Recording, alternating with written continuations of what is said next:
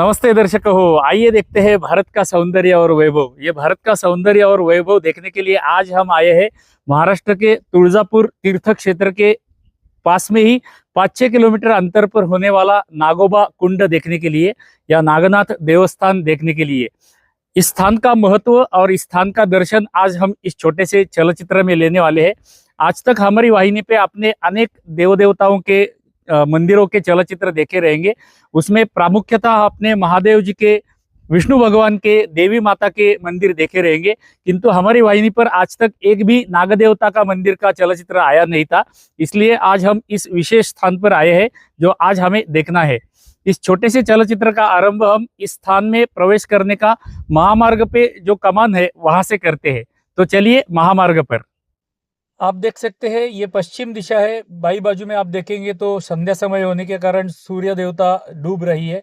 इस दिशा में तुळजापुर है। तुळजापुर से थोड़ा आगे आते ही हमें दाहिनी बाजू में ये कमान दिखाई देता है। जी, ये कमान के ऊपर लिखा हुआ है उत्तमराव पाटिल जैव विविधता उद्यान।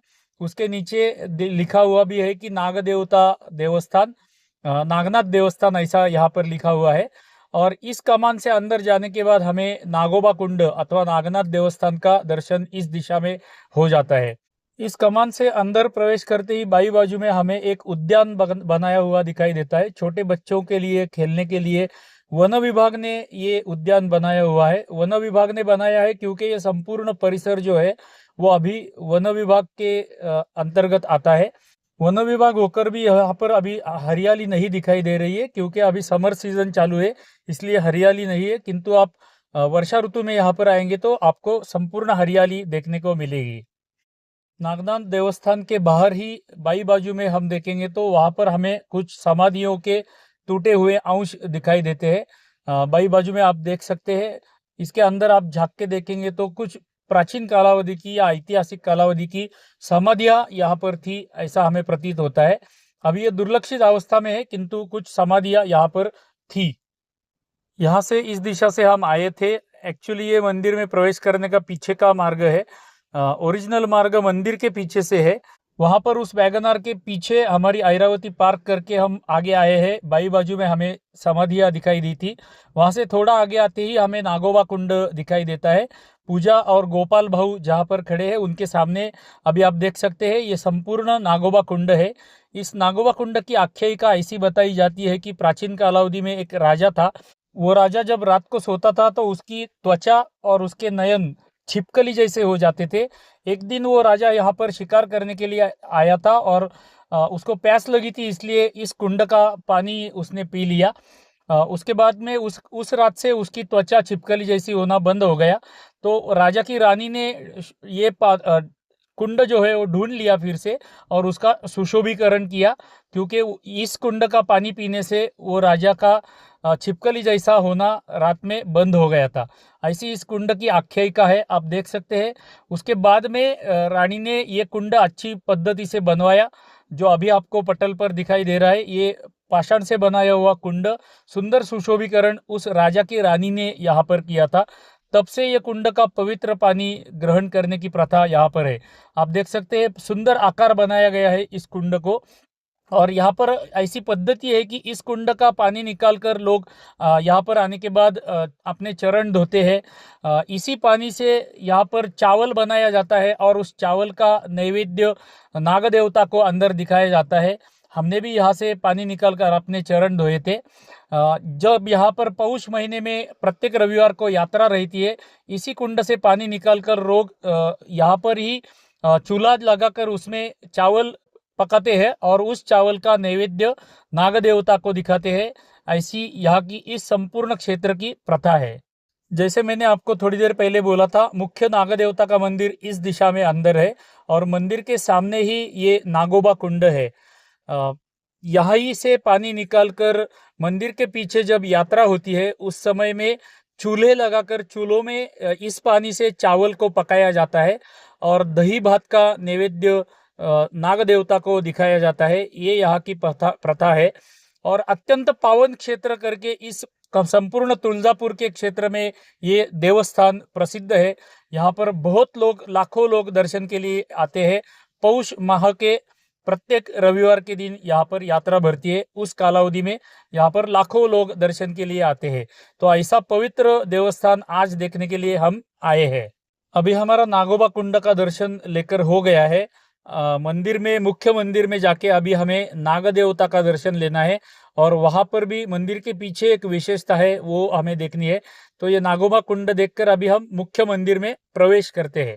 चलिए मुख्य मंदिर में अंदर। ये है नागनाथ देवस्थान नागझरी, जो तुलजापुर के पास में है, उसका सभा मंडप। मंदिर में आप सामने प्रसवा मंडप के सामने देख सकते हैं मुख्य गर्भगृह का प्रवेश द्वार दिखाई दे रहा है। वहां पर नागनाथ देवस्थान ऐसा फलक लिखाया हुआ भी है। मुख्य मंदिर में महादेव जी का मंदिर भी है, इसलिए उसके सामने हमें नंदी महाराज का भी दर्शन हो जाता है। और इसी सभा मंडप में नंदी महाराज के पीछे की साइड में सभा मंडप में प्रवेश करते ही हमें गणराय जी का दर्शन हो जाता है। तो पहले हम गणेश जी का दर्शन लेते हैं, फिर अंदर जाते हैं। ओम गणानां त्वा गणपतिं हवामहे कविं कवीनामुपमश्रवस्तमं ज्येष्ठराजं ब्रह्मणां ब्रह्मणस्पतः न शृण्वन्नोतिभिः सीदसादनम्। यहाँ के नंदी महाराज भी पाषाण में बनाए हुए, अखंड पाषाण में बनाए हुए सुंदर नंदी महाराज है। नंदी महाराज के सामने हमें कूर्म देवता का दर्शन हो जाता है। और सामने जो गर्भगृह का प्रवेश द्वार है, उसको दो साइड में दो द्वार शाखाएं भी बनाई गई है। मुख्य दो द्वार शाखाएं है, उसके अंदर उप द्वार शाखाएं भी हमें देखने के लिए मिलती है। ऊपर की दिशा में गर्भगृह के द्वार के ऊपर हमें ललाट बिंब में गणेश जी का दर्शन हो जाता है। अभी यहाँ पर आधुनिक टाइल लगाई गई है, किंतु प्राचीन कालावधि में यहाँ पर ओरिजिनल ललाट बिंब रहेगा और अंदर हमें नाग देवता का दर्शन हो जाता है। अभी हमें गर्भगृह में प्रवेश करके वहाँ के नाग देवता का और मुख्य महादेव जी का दर्शन लेना है। तो आइए गर्भगृह में प्रवेश करते हैं। चलिए। ॐ त्र्यम्बकं यजामहे सुगन्धिं पुष्टिवर्धनम् उर्वारुकमिव बन्धनात् मृत्योर्मुक्षीयमामृतात्। ॐ तत्पुरुषाय विद्महे महादेवाय धीमहि तन्नो रुद्रः प्रचोदयात्। हर हर महादेव शंभो। अभी हम यहाँ के नाग देवता का दर्शन ले रहे हैं। विश्व में ऐसे नाग देवता के मुख्य मंदिर, यानी कि मुख्य मंदिर में मुख्य देवता जो है वो नाग देवता है, ऐसे बहुत कम मंदिर दिखाई देते हैं। उनमें से एक ऐसा ये पावन स्थान है जिसका दर्शन आज हम ले रहे हैं, जहाँ पर महादेव जी का भी दर्शन हो जाता है और उसके सामने नाग देवता के भी दर्शन हमें हो जाते हैं। तो ऐसे पवित्र स्थान के दर्शन के लिए आज हम आए हैं। गर्भगृह देखकर हमें बाहर जाके मंदिर देखना है, उससे पहले हम गर्भगृह की रचना देख लेते हैं। आप संपूर्ण गर्भगृह अंदर से देखेंगे तो ये पाषाण से बनाया हुआ मंदिर है। शुष्क सांधा पद्धत अथवा ड्राई जॉइंट पद्धति से बनाया हुआ ये मंदिर है। ड्राई जॉइंट यानी कि एक के ऊपर एक पाषाण रख के उससे निर्मित की जाती है मंदिर की। मंदिर की निर्मित के लिए कोई भी शीशा, तांबा, पीतल जैसे कोई धातु प्रयोग किए गए नहीं है, चूना भी प्रयोग किया गया नहीं है। ड्राई जॉइंट पद्धति का संपूर्ण ये गर्भगृह बनाया गया है, क्योंकि ये प्राचीन मंदिर है। अभी यहाँ से दर्शन लेके हमें बाहर जाना है और बाहर जाके मंदिर का बाहरी दर्शन, बाह्य दृश्य हमें देखना है और एक विशेषता भी देखनी है।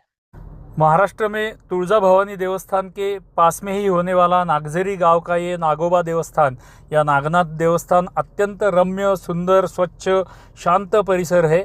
आजू बाजू में आप देख सकते हैं इमली के अनेक पेड़ हमें यहाँ पर दिखाई देते हैं। अभी समर सीजन चालू है, फिर भी हमें यहाँ पर शीतलता का अनुभव कर रहे हैं। यहाँ पर ऐसी भी प्रथा है कि इस क्षेत्र में नए जिनके विवाह होते हैं वो तुलजापुर में दर्शन करने के लिए जाते हैं भवानी माता का, और वही जोड़े जो नए होते हैं वो यहाँ पर भी दर्शन करने के लिए आते हैं। जो अभी आप पटल पर देख रहे हैं, ये नया जोड़ा यहाँ पर दर्शन करने के लिए आया था। अभी हम प्रदक्षिणा मार्ग में जा रहे हैं। मंदिर के पीछे भी एक विशेषता है जो मैं आपको दिखाता हूँ। उससे पहले आप मंदिर का परिसर ये सामने देख लीजिए। संपूर्ण इमली के पेड़ों से घिरा हुआ ये क्षेत्र है और अत्यंत शीतलता, यहाँ पर आके प्रसन्नता भी मिलती है और शीतलता भी हमें मंदिर में मिलती है। अभी हम मंदिर के पीछे की बाजू में आए हैं। पीछे की बाजू की विशेषता दिखाने से पहले आपको मैं पीछे का दृश्य दिखाता हूँ। मंदिर के पीछे का दृश्य, ये मंदिर में आने का मुख्य मार्ग है जो अभी बंद है, इसलिए दूसरे मार्ग से हम अंदर आए थे। जो मैंने थोड़ी देर पहले बोला था आपको कि पौष माह में प्रत्येक रविवार को यहाँ यात्रा भरती है, वो यात्रा यहाँ पर बढ़ती है। यहाँ पर सारे स्टॉल्स लगे हुए होते हैं और आजू बाजू में चूल्हा लगाकर यहाँ पर लोग चावल पकाते हैं और उस दही भात का नैवेद्य अंदर नाग देवता को दिखाया जाता है। ऐसी ये विशेषता है यहाँ की। आप पौष मास में कभी तुलजापुर साइड में आएंगे तो इस नाग देवता का दर्शन लेने के लिए अवश्य आइएगा। अभी मैं आपको दिखाता हूँ चूल्हे यहाँ पर कैसे लगाए जाते हैं। आप पेड़ के नीचे देख सकते हैं, स्थान स्थान पर आपको 3 पाषाणों से बनाए हुए चूल्हे दिखाई देंगे। इन्हीं चूल्हों के ऊपर वो चावल पकाया जाता है और उसका नैवेद्य मुख्य नाग देवता को दिखाया जाता है। अभी हम मंदिर की पीछे की बाजू देख रहे हैं। यहाँ पर इच्छा पूर्ति संकल्प करते हैं। जिन दंपतियों को अपत्य प्राप्ति नहीं होती है वो लोग यहाँ पर आकर इच्छा पूर्ति संकल्प करते हैं।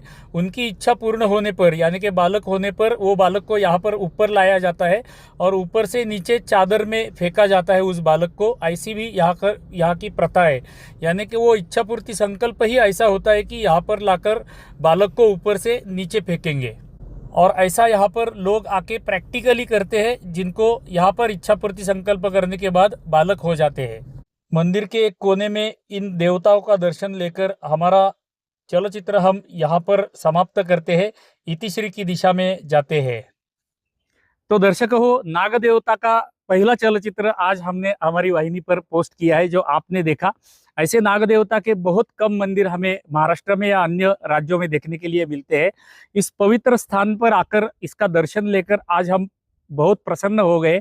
हमें अत्यंत प्रसन्नता मिली यहाँ पर आके। जैसे हमें यहाँ पर आकर प्रसन्नता मिली, वैसे ही आशा करते हैं कि आपको भी प्रसन्नता मिली रहेगी। यदि आपको प्रसन्नता मिली रहेगी तो हमारी नित्य की प्रार्थना आपसे रहती है कि कृपया हमारे चलचित्र को लाइक किया कीजिए। एक छोटी सी टिप्पणी प्रत्येक चलचित्र को करते रहिएगा। टिप्पणी यानी कि अंग्रेजी में जिसे कमेंट बोलते हैं, उसे हमारी भाषा में टिप्पणी बोलते हैं। टिप्पणी प्रत्येक चलचित्र को करते रहिएगा। यदि आप हमारे चलचित्र यूट्यूब पर देख रहे हैं, अमेरिकन यूट्यूब पर देख रहे हैं, तो हमारे वाहिनी को सब्सक्राइब कर दीजिए। ये आपसे हृदयपूर्वक प्रार्थना है। चलिए, तो ऐसे ही किसी प्राचीन मंदिर के अगले चलचित्र में मिलते हैं। तब तक आप सभी को धन्यवाद, धन्यवाद, धन्यवाद।